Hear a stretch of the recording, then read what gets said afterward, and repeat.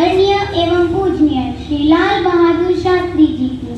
उनकी ईमानदारी और सादगी के कई किस्से हैं। उनमें से कुछ किस्से आज हम आपके सामने साझा करने जा रहे हैं। जब शास्त्री जी भारत के प्रधानमंत्री थे, ये किस्सा उस समय का है जब शास्त्री जी के बेटे स्कूल में पढ़ते थे।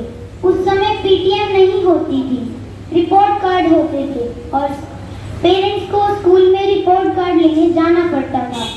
शास्त्री जी भी अपने बेटे का रिपोर्ट कार्ड लेने स्कूल गए। गेट पर देश के प्रधानमंत्री को देखकर स्कूल के गार्ड चौंक गए और प्रिंसिपल के पास गए। फिर क्या हुआ, चलिए देखते हैं।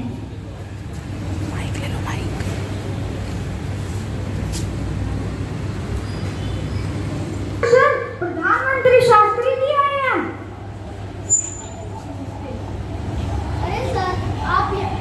अरे सर, आप यहाँ क्यों आए? हम आपके बेटे का रिपोर्ट कार्ड आपके घर ही दे दें। नहीं, हम अपने बेटे का रिपोर्ट कार्ड खुद लेकर गए। कहाँ है हमारे बेटे की कक्षा? अरे सर, आपके बेटे की कक्षा तो तीसरी मंजिल पर है और हमारे यहाँ कोई लिफ्ट भी नहीं है।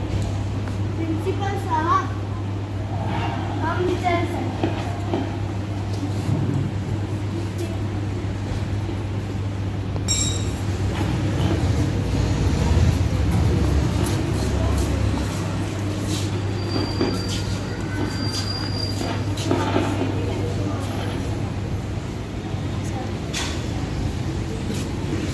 आपके बेटे का नाम क्या है?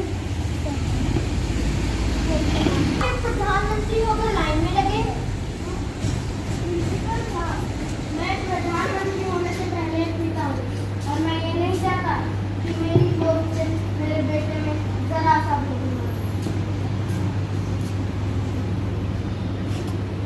थी शास्त्री जी के अंदर। शास्त्री जी किसी भी प्रकार के दिखावे से परे थे। एक बार की बात है, शास्त्री जी प्रधानमंत्री थे। सरकारी गाड़ी के रूप में उन्हें इम्पाला कार मिली हुई थी। एक दिन उनका बेटा सरकारी गाड़ी लेकर घूमने चला गया। जैसे ही अगले दिन शास्त्री जी को पता चला तो उन्होंने क्या किया, चलिए देखते हैं।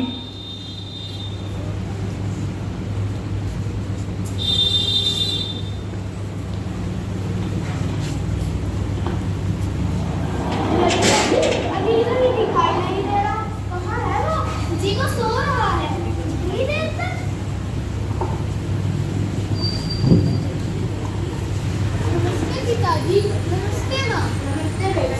बेटा, तुम रात को कहाँ गए थे? पिताजी दोस्तों के साथ घूमने गए थे। बेटा, कैसे गए थे? पिताजी आपकी सरकारी गाड़ी है ना, उसमें गए थे।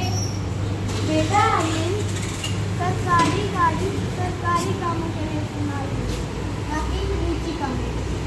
जाओ, ड्राइवर साहब को बुला कर लाओ। गाड़ी कितने किलोमीटर चली थी? साहब जी 14 किलोमीटर। ललिता जी, 14 किलोमीटर के हिसाब से कितने रुपये बचते हैं वो कटवा कर मेरी तनख्वाह में से कटवा कर राजकोष में जमा करवा दीजिए। जी शास्त्री जी, आपका ये निर्णय मुझे अच्छा लगा। इससे बच्चों को भी सीख मिलेगी। ऐसे हमारे दूसरे प्रधानमंत्री श्री लाल बहादुर शास्त्री। मुझे एक किस्सा और याद आ रहा है। ये किस्सा आजादी से पहले का है, जब लाला लाजपत राय जी आजादी की लड़ाई लड़ रहे थे। उन्होंने गरीब देशभक्तों के लिए सर्वेंट्स ऑफ इंडियन सोसाइटी बनाई, जो 50 रुपए आर्थिक मदद करती थी। फिर क्या हुआ, चलिए देखते हैं।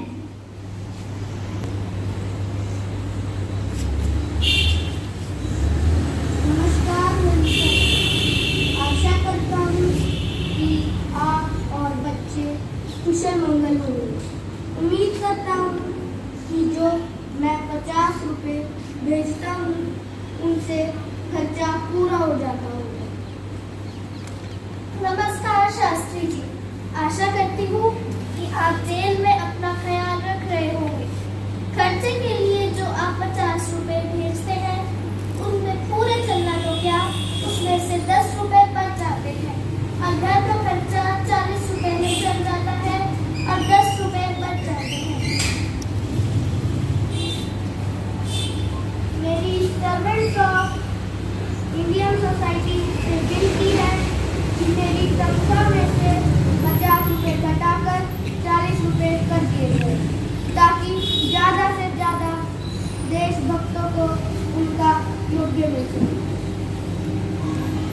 1964 में पंडित जवाहरलाल नेहरू जी की मौत के बाद श्री लाल बहादुर शास्त्री जी भारत के प्रधानमंत्री बने। उनके कार्यकाल में देश में संकट पैदा हो गया। अमेरिका ने शर्तों के साथ अनाज देने की पेशकश की, लेकिन शास्त्री जी का स्वाभिमान इन शर्तों को मानने के लिए तैयार नहीं था। फिर क्या हुआ, चलिए देखते हैं। कविता जी, क्या हम एक दिन का उपवास रख सकते हैं? जी शास्त्री जी, देश के इस खाद्य संकट में मैं आपके और देश के साथ हूँ। तब उन्हें पता चला कि सप्ताह में एक दिन उपवास करके रहा जा सकता है। खुद पर प्रयोग सफल होने के पश्चात उन्होंने देशवासियों से आग्रह किया और देश को संबोधित करते हुए कहा